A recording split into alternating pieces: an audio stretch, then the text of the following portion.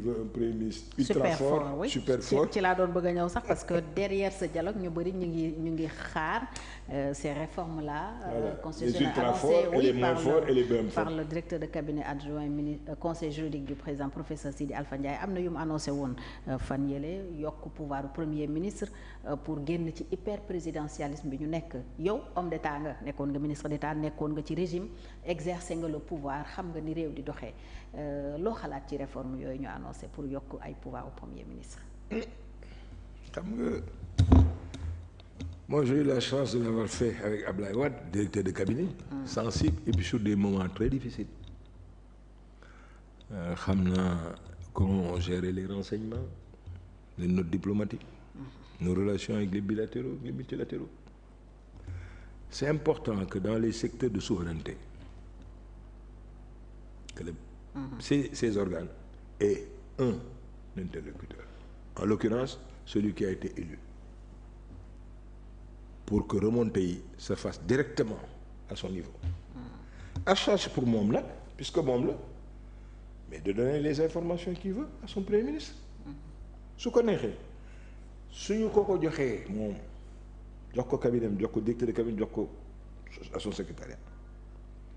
mu ne directeur de cabinet wala mu ne secrétaire am wala secrétaire général et encore parce que directeur de cabinet bi sax président de la République moo ko gën a jege que le secrétaire général qui est cantonné aux fonctions administratives mais le directeur de cabinet il est politique il est directeur de cabinet mën na wax directeur de cabinet comme moom mën na jël ay parapheurs ne leen joxal na ko jox leen yëpp premier ministre na ñëw ba pare su ñëwee ba pare dugalal leen ma affaire yi jël homme de confiance na ko yéegal ko building 4e étage la xaw ma 7e étage la xaw ma foo doon ne yóbbul leen ma ko fa loolu moo ñu régir ba tey nous sommes aujourd'hui dans un régime présidentiel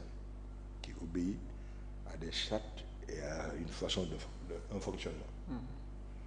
les notes verbales la direction du renseignement militaire il y a tellement de sensibilité yoo xam ne jaaduwul muy am différentes informations yi génn maanaam lu ñu bari warta xam la baaxul normal pour te donner un cas un exemple parce que passé c'était durant le coup d'état de ATT Amadou Toumani Touré au Mali c'était très difficile mu metti ñu négocier avec les militaires pour exfiltrer la famille de ATT indi leen Sénégal ils ont donné leur accord de principe ñu envoyé un groupement qui devait aller là-bas des militaires aussi pour encadrer ak andi affaire les gens là dem ba sur place putschistes yi bëgg a revenir sur tout ça suñu gars yi c'était armé mais lu nekk mënoon na xaj ci loolu des informations aussi sensibles ak diligence ak doigté bi ñuy war a régler lu mel noonu ñaari nit ñetti nit ñeenti nit war ñu ko yëg mais moo tax j'ai été surpris quand ma toog rek mu tudd ma jàmbal qui m'appelle qui ma di dégg naa ne yaa ngi leen nekk di exfiltrer la famille de Amadou Toumani Touré ko loolu foo ko yëgee ba koy wax c'est-à-dire pour peu mën na impact ak conséquence bi mu war a am dafay métti. parce que information bu sennee li mën a yàq. baaxul kon ci yooyu et puis surtout à un moment où c'est très difficile au niveau de notre sous-région et comment on gère tout ça. doite def ci am Diomaye mooy Sonko mooy Diomaye mais am na yoo xam ne kenn du ko wax dañ koy jëf ci suuf. man jusqu'à preuve du contraire pour man institution yi dara yàqoo ko. dañ koy jëf ci suuf kenn du ko wax ci kaw mooy mënoon na ko transférer yenn. pouvoir yi mbir yi te kenn du yëg. moom nañu élire waaw et puis jël décret. mais est-ce que ça ne serait pas trahir le peuple dans ce cas parce que tam constitution bi dafa am yu mu rëdd. gaama yoo xam ne premier ministre président mun na ko déléguer comme pouvoir. c'est pertinent mais am na fu muy yem. c'est pertinent bu ñu ko defoon ci suuf est-ce que du nekk trahison. non. wala violer la constitution. non xam nga li ci kaw moom nañ ko jox jusqu'à preuve du contraire moo koy exercer. mu jox ko premier ministre am mu koy def mais au nom du Diomaye mooy Sonko. oui ak ni ñu yegsee au pouvoir. pour ak ni ñu yow mënoon nañ ko def mais osmose la totale la ñoom ñaar. mais que maintenant parce que xam naa mooy problème mooy il faut que toujours ngay sedd ëllëg. waaw par le hasard des choses su aujourd'hui Sonko yegg au pouvoir il va accepter que son nouveau premier ministre soit aussi puissant que lui comme. C'est ça le problème bu ñu defee réforme yi ba après yëf yi changé est-ce que jamaatuñ ci yeneen réforme. Bon. Qu'est-ce qu'ils vont faire? Bicéphalisme ñu yegg ci moom la ñëpp di ragal après. Absolument. Après réforme boobu qu'on ait deux présidents à la tête du pays. Parce que ça peut bloquer suñu jubóowul nag paralysie day am. Des fois loolu moo tax mais fi mu nekk dañ ciy rafet njot parce que ki ñu fal li muy wax toujours ay gage lay joxe quant à sa relation ak Sonko. nee na bu mu lor ña fauteuil bi na ko xool. na ko xool et puis moom la ko yéenee les gens vont jusqu'à dire sax mais tant qu'à faire est-ce que moom warul démissionner ñu jox Modou Ndiaye. El Malick Ndiaye. voilà mu organiser mu def transition bi ñu dem à des élections su dee Sonko moo gagné ñu jox ko affaire yi pour que les choses ne changent pas fii ñu toll tey Sénégal fi mu toll dama yaakaar ne on a besoin d'avoir quelqu'un qui a de la vision, une belle et bonne équipe qui n'est là qu'au service de son peuple. Relancer l'activité économique. Prenez le cas aujourd'hui d'un pays, mooy dernière étape pour Macron, Singapour. Singapour aujourd'hui, Sénégal ko ëpp 2 fois. Mais quelle densité économique, quelle place financière. Parce que vision volontaire ak discipline tey ci yooyu yëpp développement mënul am s'il n'y a pas aujourd'hui un changement de mentalité parce que le développement c'est la combinaison des changements mentaux et sociaux d'une population xoolal tey laisser-aller bi lu neex ils n'ont que des droits amuñu benn obligation benn devoir l'argent ñu teg ko tey en règle noblesse tey jox ko ci épreuve mais 80% aujourd'hui ñuy dawal ci oto yi donte am nañu permis jànguñu ko xamuñu ko naka ngay nekkee analphabète di am permis mais il faut que ñu yar population yi loolu yëpp dafa bokk ci dynamique bi ñuy xaar ci ñoom kon ci man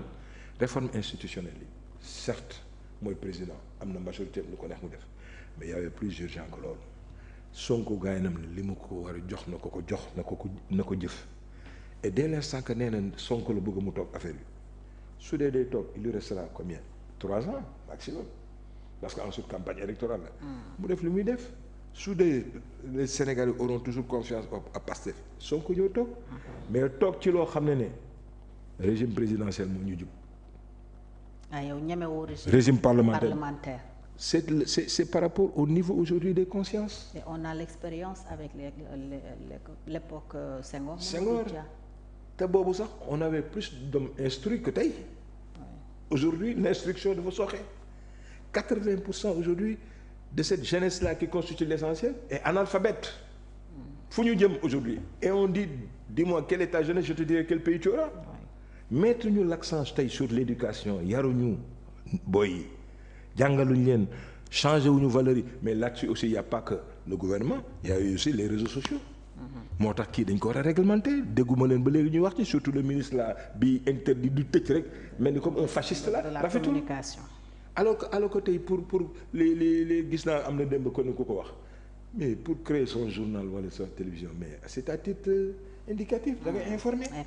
mais ñu mel ni comme tey on vit chez Kim Il-sung wala du temps de Hitler waa ji di bund xate rafetul c'est de ce point de vue que je demande quand même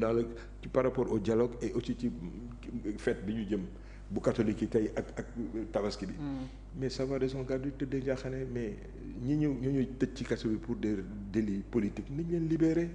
parce que on en fait des victimes lu ko fi on les victimise on en fait des martyrs pourquoi rafetul surtout que dañ ko xeex ba tey ñoom ñu nekk fi tey au pouvoir Modou Nguer xaw ma nu mu tudd lu ko fi jar man xamoon sa tur kooku tey on le victimise sur quelle base beneen gain bi ñu doon wax lanceur d'alerte la nga jàpp pour lan à quoi ça va servir seen waa ji di takk affaire bi ñu jàpp ko ne dañ koy tëj kaso xam dañ ko libérer mais lan la nañ leen libérer y a des délits yoo xam ne tey pour un pays comme le Sénégal rafetul sax sur le plan international ñu koy xam. nañ leen libéré nañu tàppe xol yi ne leen nañu dem wuti métier nañ dem jàngi ci loolu lañ leen di xaar. alors ñi woon ci dialogue bi dañ ciy des Macky Sall ak partem APR officiellement dañu boycotté mais gis nañu démb ñu bëri ñu bokk ci partem aussi ñëw teew ci dialogue bi politiquement loolu lu muy symboliser pour yow homme politique nga aussi am nga ci. man daal dama yaakaar ne gis nga politique dafa doon ça fait partie intégrante de l'éthique soo ci dindi éthique tam y a un problème. lan moo fa war a changer nga ànd ak Massamba parce que comparaison n'est pas raison. un Amadou Ba mën naa comprendre tey sa posture parce que Macky Sall moo taxaw gëte ndaw.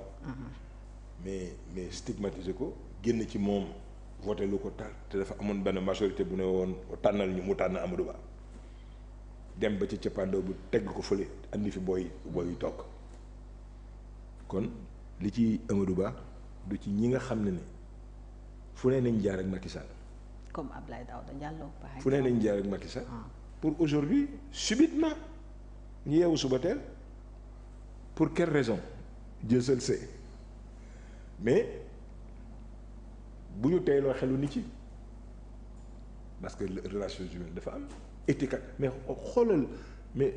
l'image que nous renvoyons de nous vis-à-vis de nos enfants de nos petits-enfants donc éthique ak morale amul da ngay gérer que tes intérêts waaw mais xam nga lan lay poser mais tey en cas d'invasion du Sénégal est-ce que dinañ compter ci ay gor yu taxaw simmeeku pour xeex pour le Sénégal pour la postérité pour seen gi comme les le font aujourd'hui les Ukrainiens il y a combien de morts par semaine mais jaamu yàlla la. jihaad mais dafa am solo mais waaw mais tey suñu waree tey envahir Sénégal dinañ compter ci ay gor ku nekk da ngay gérer que tes intérêts éthique ak morale dafa am wax naa la sànq sama diggante ak Abdoulaye Wade xam nga ko mais loolu dafa am solo yaa ngi fàttaliku fàccam j'étais positionné 13e te maa ko defoon Abdoulaye Wade dafa yuuxoon ne leen li ñu rafet ma ne ko président mukk man dunduma politique yàlla def Ousmane Ngom démissionné ma war ko remplacer mais ci diggante bi dafa amoon référendum le PDS a refusé de voter le référendum man gisoon naa sama bopp ci référendum bi députation bi taxaw ma leen moom ma ko ñu ne ma quoi mais yow de ma leen mukk élection référendum am yéen PDS parce que su ma fa demee ci seen coalition loon soppi ngeen voté non man ma voté oui ngor ak éthique mayul may dem assemblée nationale ci loolu ci seen siège seet leen ki mu nekk sama ginnaaw mu jël ko je pense que c'était Sow xaw ma ki sant Keita pour mu toog ci mais ba ñu demee wax ko Abdoulaye Wade daf leen reetaan ne yéen a ngeen xamul Mamour mais ngor dafa am Fatou soo ko dindee ci nit dindi nga lépp. j'ai pas compris malgré que loolu dafa am ñooñu waroon nañu convaincre Macky Sall ne ko au contraire yow yaa ko instauré kon rafetul tey ngeen di def aujourd'hui une chaise vide. falaa doon bëgg a ñëw sax est-ce que comprendre nga boycottu Macky Sall ak APR. ak ñu teg ci table bi comme. et puis woo nañu leen mais bu leen topp oui parce que waa ñoom suñu leen yàgg woo dañu mus a stigmatiser mais comparaison n'est pas raison. mais est-ce que le contexte est favorable au dialogue loolu la ñëpp di laaj. xam nga d'abord parce que tradition la woon léegi le 28 boobu. oui mais on l'avait instauré. waa ji bëggul def défaut par rapport à cela mu woote sur des thématiques yoo xam ne quelque part ça concerne les gens. oui. mais ki nekk au pouvoir su la wooyee